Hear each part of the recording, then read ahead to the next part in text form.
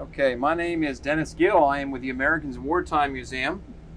Today's date is July 3rd, 2020, and I have the pleasure of interviewing Raymond Finkle in Annapolis, Maryland. So thank you, sir, for sitting down and talking to us. Okay. Why don't you tell us a little bit about yourself? Where were you born? Eastport. Eastport, Maryland? Yeah. And how long have you lived in this area? 96 years. 96 years. Okay. And you, at some point, joined the military? When I was 17. When you were 17. And what branch of the service did you join? Seabees. Seabees, so the Navy. Yeah. And that was during World War II? Yeah. Do you remember what year it was that you joined? 1942. 42. Okay. Now, at some point, I'll come back to that. Do you have any other members of your family that were in the military? Yes. I have one brother was killed in Germany in 45. And I have one brother was in the Army Reserve. They drafted at Fort Knox. Okay.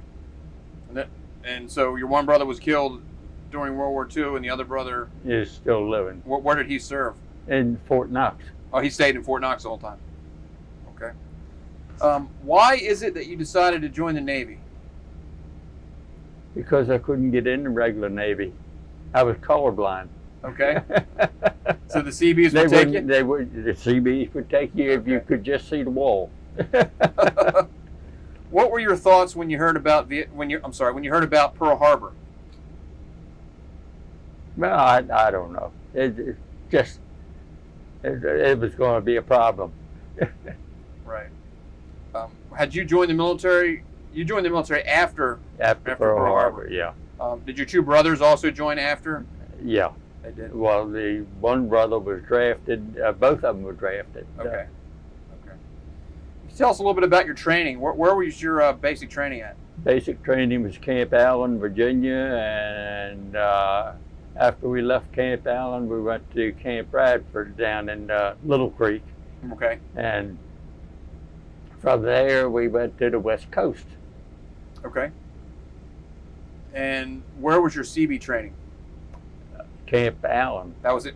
So everything was there. Everything was there, and that was the basic training, and the advanced training was at the other one. Okay. Tell us about the Seabees. What do they do? What is a Seabee? They was construction battalions, built airstrips and warehouses and anything else, or made anything for you. Okay. Did you have any experience with that prior to joining the Navy? Oh yeah. You did? Yes, all my life.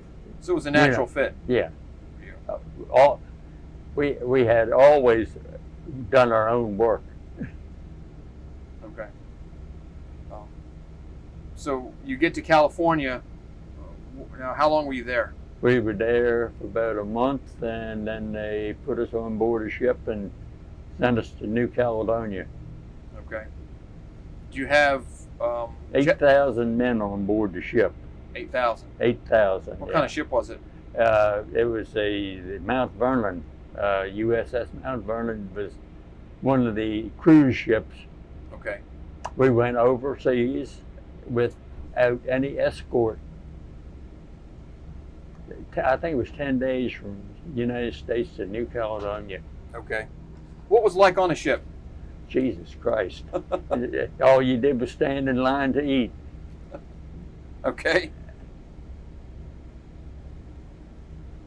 Was it not a pleasant experience? Oh no, it wasn't pleasant. Not standing in line from the time you got up in the morning till the time you went to bed.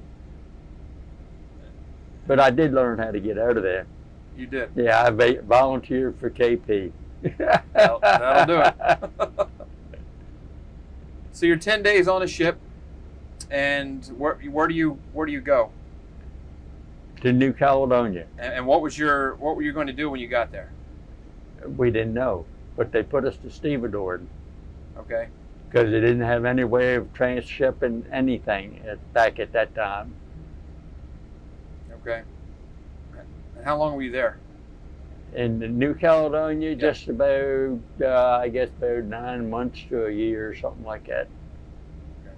Tell us about life there. We were supplying the Marines on Guadalcanal. That was the beginning of the big battles in the Pacific. Okay.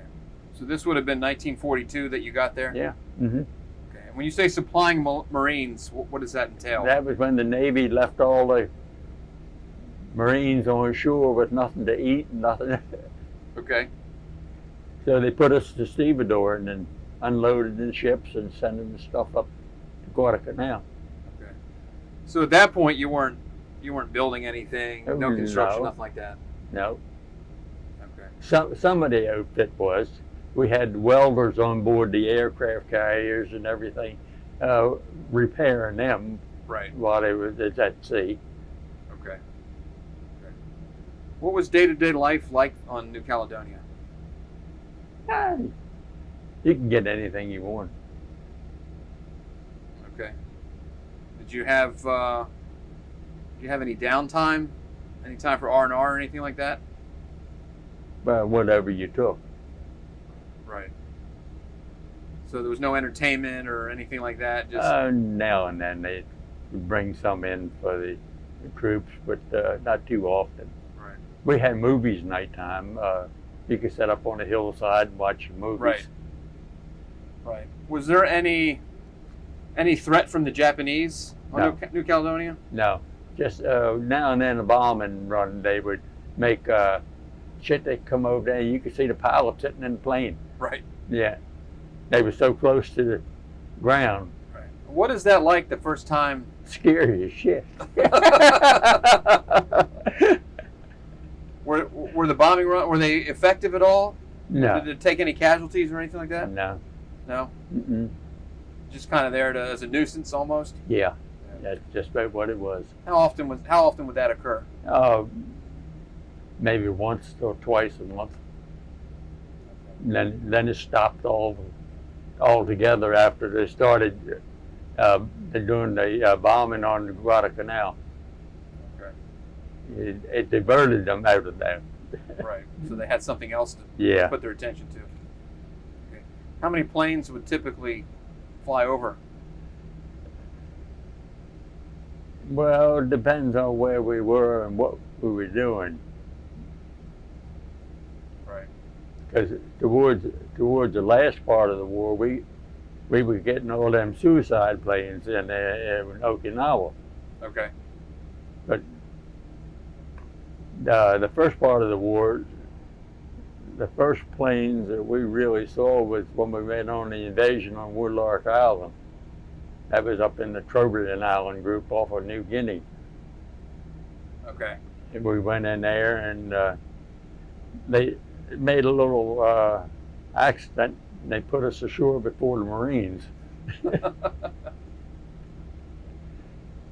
So you're on New Caledonia for 11 months, Yeah, around that, something like that. and every day was kind of the same routine same every day. thing, yeah. Where do you go from there? We left New Caledonia, we went to Australia, and from Australia, we was up in the northern part of Australia. I can't even think of the name of it now. And they shipped us out up into the islands up in the Carolina Island group off of New Guinea. We spent, I guess, about 8 or 9 months up there, and then they brought us back to Australia, and we went to the Russell Islands. That's over off of Guadalcanal, and we was run the ABCD there. Then they turned around and they sent us home. They give us 30 days leave, reported back into Quonset Point, Rhode Island, and got on a train and went back to West Coast. Got on another ship and went overseas again. So let's go back. You were in Australia. How long were you there? We had just leave a month. Okay. Uh, So that you were on leave when you were there. yeah. Okay. Except the first time we was up in, we were putting together equipment to do invasion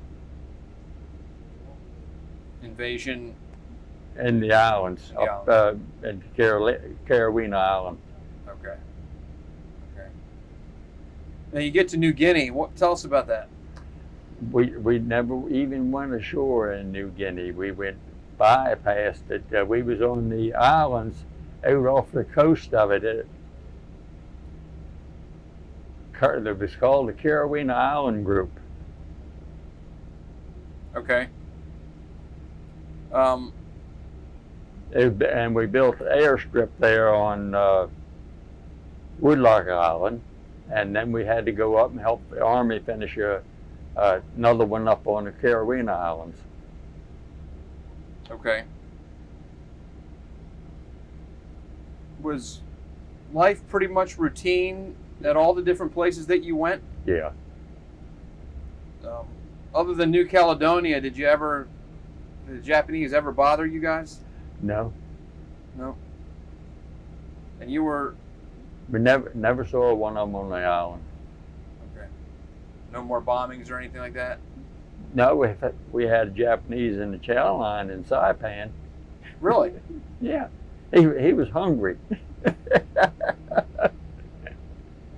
And We went into Saipan for mopping up operations and putting new equipment together, going in invasion of Okinawa. Okay. So we've been on Anahuac and a bunch of the other islands out there. This Japanese, was he a Japanese army? Yeah. How did he get to the island? Or how did he get to the Chow? Well, they had mopping up operations there was still going on when we landed. They had them all up in the mountains. Okay. And they were hunting them up on the mountains and throwing them off the top of the mountains, and we were burying them with bulldozers. You're burying the Japanese? Yeah. We keep the smell there. Did you participate in that? Oh, yeah. What was that like? I was running bulldozers. Really? Yeah, I was operator of cat.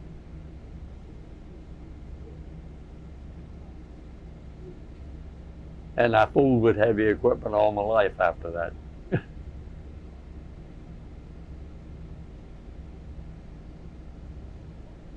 So what was that like, burying dead bodies like that? It's just routine. Just routine. Didn't bother you at all? Didn't bother you, no. And they were buried in mass graves? Just dig a hole and shove them in there. And then fill it with dirt and move on to the next one? How many would you say that were buried like that? Was it thousands or hundreds? I don't know. They were jumping off the side of the cliff up there. To get away from the Marines? Is that? Mm-hmm. The Marines were hunting them up in the mountains, and they'd get to the edge of the mountain and would throw them off. I guess they were trying to save ammunition? Yeah.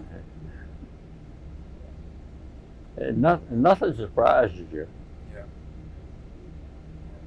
It's because you had probably never seen anything like that. Obviously, growing up here in Maryland. Oh, no. It's the first time. Although it was almost as bad at the Black Beaches. That's Sparrows and Cars Beach, right here in town. Did you? So I'm trying to dial in on this Japanese soldier that was in the chow line. Was he a prisoner, or is he just? No, he was loose. They captured him there in the chow line. So he was just there because he hadn't eaten. Yeah, that's right. He was hungry.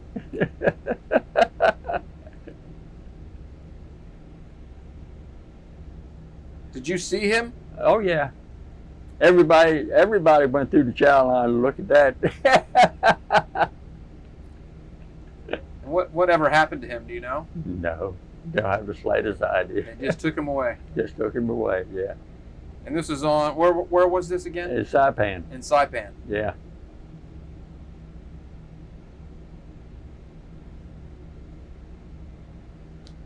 Is there any incidents that stand out in your mind that occurred? I know you said everything was kind of routine, but you're still at war. We had the suicide planes come in and land, and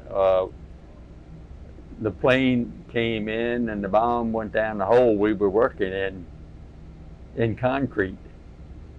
And they left the concrete in there and took the ship back to the States. And the people that was killed. Right. And they killed 3 or 4 of the men in our outfit when the thing hit there. Yeah. Did you have the ability to stay in touch with your family while you were there? Oh yeah, you could write. Write letters? Is that how you did it? Letters or email or D-mail or something. Okay. They had these little things that you could write to them. Right. Not too many wrote. Right. Did you get a lot of letters or? Yeah, I got quite a few. Yeah. Did you have? I wasn't going with any girls then, so I didn't get any from them. Right. So just from your family. Yeah. Things like that. Yeah. Uh-huh. How important is it to get letters from back home? It builds morale up. Yeah. Right. It's something you look forward to? Well, to a certain extent. I didn't have that many was writing to me, but one sister and my aunt, and that was about it. Yeah. Were you aware of the support that you had from the people back home, from the country? Yeah. That all you guys were. They thought of you guys all the time. Yeah, because I was home there once.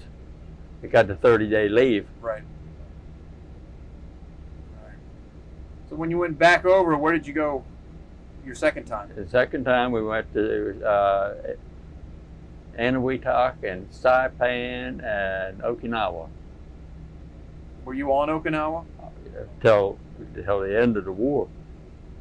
I was there for about 9 months. Okay. And what did you do there? Build airstrip.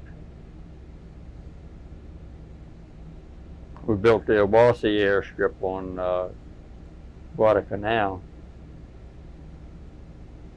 And then we built roads.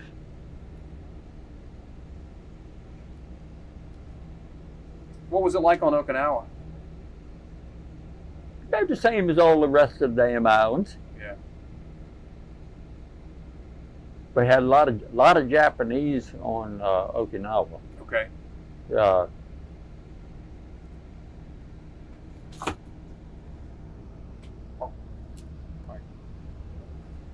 So everything was kind of the same. Yeah.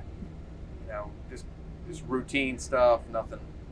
Routine stuff is until you had an accident or something, and then you never knew what the hell it was. Was there a lot of accidents? Oh yeah. Things like that? Were men killed in those accidents? Oh yeah. Yeah. Yeah, like when they dropped them bombs on the men. Right. They were all Seabees that was unloading the ship. So, how many men do you think might have that you know of that were killed just doing routine stuff? I knew 4 or 5. How does that affect you when it happens? It made you sad.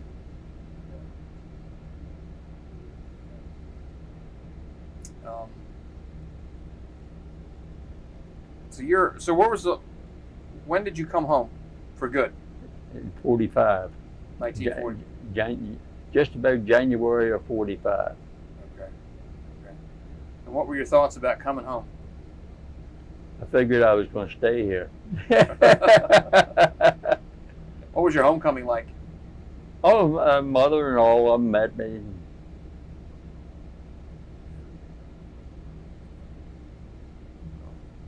What do you remember the most about your time, your service time as a CB? What do you remember most about it? Not too damn much. No? Tried to forget it. You not think about it all the time? No. No. Mm-mm. Because, you know, people like you, World War II veterans, are revered now. Yeah. But it's just not something that you really give too much thought about anymore. Yeah. What would you tell somebody who was thinking about joining the military now? Do what you want. Would you recommend it? To a certain extent, yeah. Was it a good experience for you? Oh yeah. But 3.5 years was enough. Not something you considered making a career out of? No. And look, I retired from that Naval Academy, so I know what it would have been. Right. What did you do for the Naval Academy? Heavy equipment. Okay. Kind of the same thing you were doing that you were trained for? Cranes and buses and stuff like that, yeah. And inspection of cars and trucks. And how long did you work for the Naval Academy? 26 years. Okay. And I'm still retired. I'm still drawing a pension. That's a pretty good deal. Yes. I've been retired 30-some years. Yeah. That's a good deal. I'm just wondering what they're going to do this fall when this money situation strikes us. Yeah. Whether they're going to cut our ass off. Yeah, that's true. Yeah, you can go fall by the wayside. Yeah. Well, hopefully it won't come to that. I hope not, but. So we're recording these interviews and we're preserving them. We're preserving your story. Somebody might watch this in 100 years. Yeah. You want to send them a message? Tell them anything? Nope. No advice to give that person? No advice at all. Well, Mr. Finkle, I want to thank you first and foremost for your service. You're wearing a hat that says the greatest generation, and I certainly believe that, given what we see going on today. You guys truly were the greatest generation. You won't know how many meals this hat will get you. Yeah, I'm sure. So I thank you for your service. My brother said he would like to have his hat after I die. Is he older or younger than you? He's younger. Younger than you. Okay. He's about 86, 87. Okay. Now, Well, I have one sister is 91. So you got good genes. And I had a sister that died at 95, natural death.